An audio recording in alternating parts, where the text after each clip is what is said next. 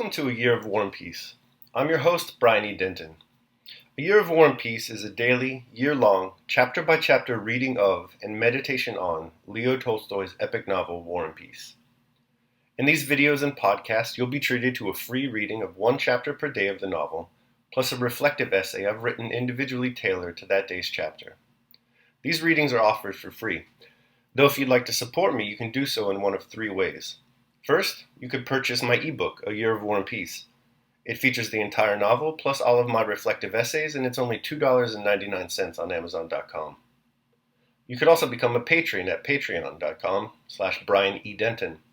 If you sign up there, you'll receive a sonnet once a month, plus a link to an ebook of my collected sonnets. Finally, if you like, you can make a one-time donation to my PayPal account. The email there is brianedenton@gmail.com. You can also use that email to contact me. I'd be happy to hear from you. Your support is greatly appreciated. Today's reading and reflection is on Chapter 227. Chapter 227. The forces of a dozen European nations burst into Russia.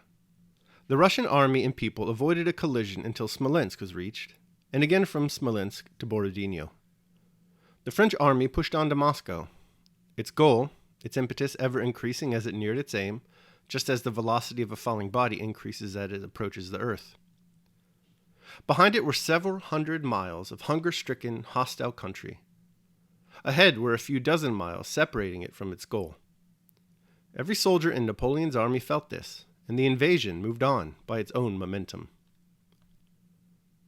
The more the Russian army retreated, the more fiercely a spirit of hatred of the enemy flared up. And while it retreated, the army increased and consolidated. At Borodino, a collision took place. Neither army was broken up, but the Russian army retreated immediately after the collision, as inevitably as a ball recoils after colliding with another having a greater momentum. And with equal inevitability, the ball of the invasion that had advanced with such momentum rolled on for some distance, though the collision had deprived it of all its force. The Russians retreated 80 miles to beyond Moscow, and the French reached Moscow, and there came to a standstill. For 5 weeks after that, there was not a single battle. The French did not move. As a bleeding, mortally wounded animal licks its wounds, they remained inert in Moscow for 5 weeks, and then suddenly, with no fresh reason, fled back. They made a dash for the Kaluga road, and, after a victory, for at Malo Yavarsilets, the field of conflict again remained theirs. And they did this without undertaking a single serious battle, aside from that, and they fled still more rapidly back to Smolensk, beyond the Berezina, beyond Vilna, and farther still. On the evening of the 26th of August, Kutuzov and the whole Russian army were convinced that the Battle of Borodino was a victory. Kutuzov reported so to the emperor. He gave orders to prepare for a fresh conflict to finish the enemy, and did his best not to deceive anyone, but because he knew that the enemy was beaten, and everyone who had taken part in the battle knew it too. But all that evening and the next day, reports came in one after another of unheard-of losses, of the loss of half the army, and a fresh battle proved physically impossible. It was impossible to give battle before information had been collected, the wounded gathered in, the supplies of ammunition replenished, the slain reckoned up, new officers appointed to replace those who had been killed, and before the men had had food and sleep. And meanwhile, the very next morning after the battle, the French army advanced of itself upon the Russians, carried forward by the force of its own momentum, now seemingly increased in inverse proportion to the square of the distance from its aim. Kutuzov's wish was to attack next day, and the whole army desired to do so. But to make an attack, the wish to do so is not sufficient. There must also be the possibility of doing it, and that possibility did not exist. It was impossible not to retreat a day's march, and then in the same way it was impossible not to retreat another, and a third day's march, and at last, on the 1st of September, when the army drew near Moscow, despite the strength of the feeling that had arisen in all the ranks, the forces of circumstances compelled it to retire beyond Moscow. And the troops retired one more, last day's march, and abandoned Moscow to the enemy. For people accustomed to think that plans of campaign and battles are made by generals, as any one of us sitting over a map in his study may imagine how he would have arranged things in this or that battle, the questions present themselves. Why did Kutuzov during the retreat not do this or that? Why did he not take up a position before reaching Fili? Why did he not retire at once by the Kaluga road, abandoning Moscow? And so on. People accustomed to think in that way forget, or do not know, the inevitable conditions which always limit the activities of any commander-in-chief. The activity of a commander-in-chief does not at all resemble the activity we imagine to ourselves when we sit at ease in our studies examining some campaign on the map, with a certain number of troops on this and that side in a certain known locality, and begin our plans from some given moment. A commander-in-chief is never dealing with the beginning of any event, the position from which we always contemplate it. The commander-in-chief is always in the midst of a series of shifting events, and so he can never at any moment consider the whole import of an event that is occurring. Moment by moment, the event is imperceptibly shaping itself, and at every moment of this continuous, uninterrupted shaping of events, the commander-in-chief is in the midst of a most complex play of intrigues, worries, contingencies, authorities, projects, counsels, threats, and deceptions, and is continually obliged to reply in innumerable questions addressed to him, which constantly conflict with one another. Learned military authorities quite seriously tell us that Kutuzov should have moved his army to the Kaluga road before long reaching Fili, and that somebody actually submitted such a proposal to him. But a commander-in-chief, especially at a difficult moment, has always before him not one proposal, but dozens simultaneously, and all these proposals, based on strategics and tactics, contradict one another.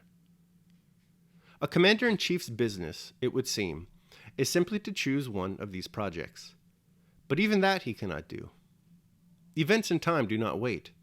For instance, on the 28th it is suggested to him that to cross the Kaluga road, but just then an adjutant gallops up from the Miloradovich asking whether he is to engage the French or to retire. An order must be given to him at once, that instant. And the order to retreat carries us past the turn of the Kaluga road. And after the adjutant comes, the commissary general asking where the stores are to be taken, and the chief of the hospitals asks where the wounded are to go, and a courier from Petersburg brings a letter from the sovereign which does not admit of the possibility of abandoning Moscow, and the commander-in-chief's rival, the man who is undermining him, and there are always not merely one but several such, presents a new project diametrically opposed to that of turning to the Kaluga road, and the commander-in-chief himself needs sleep and refreshment to maintain his energy, and a respectable general, who has been overlooked in the distribution of rewards, comes to complain, and the inhabitants of the district pray to be defended, and an officer sent to inspect the locality comes in and gives a report quite contrary to what was said by the officer previously sent. And a spy, a prisoner, and a general, who has been on reconnaissance, all describe the position of the enemy's army differently. People accustomed to misunderstand and to forget these inevitable conditions of a commander-in-chief's action describe to us, for instance, the position of the army at Fili, and assumed that the commander-in-chief could, on the 1st of September, quite freely decide whether to abandon Moscow or to defend it.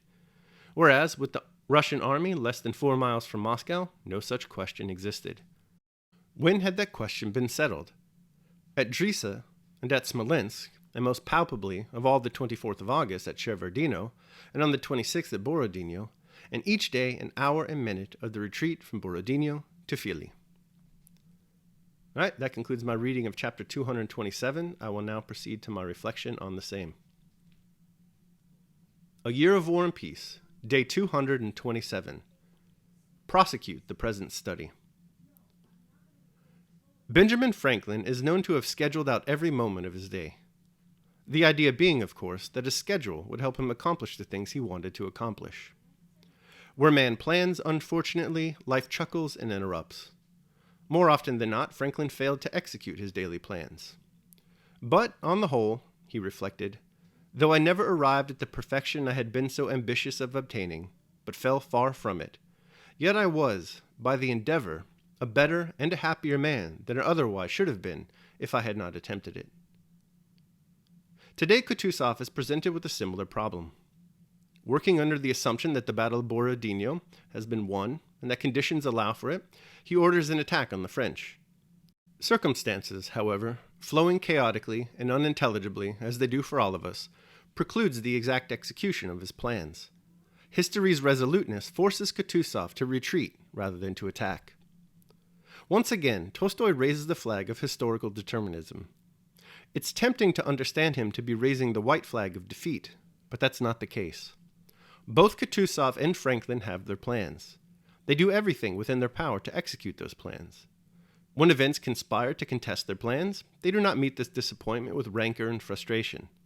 Instead, they accept their fate with both the resolution to continue on their chosen path and the tranquility born of the understanding that they were never promised success in the first place. Daily Meditation. Inshallah. Arabic, traditional. All right, that concludes my reading of and reflection on chapter 227 of War and Peace. I hope you enjoyed it. Thanks so much for joining me. Remember that if you'd like to support me, you can do so either by purchasing the ebook, A Year of War and Peace, becoming a patron at patreon.com, or making a one-time donation at PayPal. The links to all that are down below in the show notes. Tomorrow, we're going to be reading and reflecting on chapter 228. I hope you'll join me. Until then, take care of yourselves and others.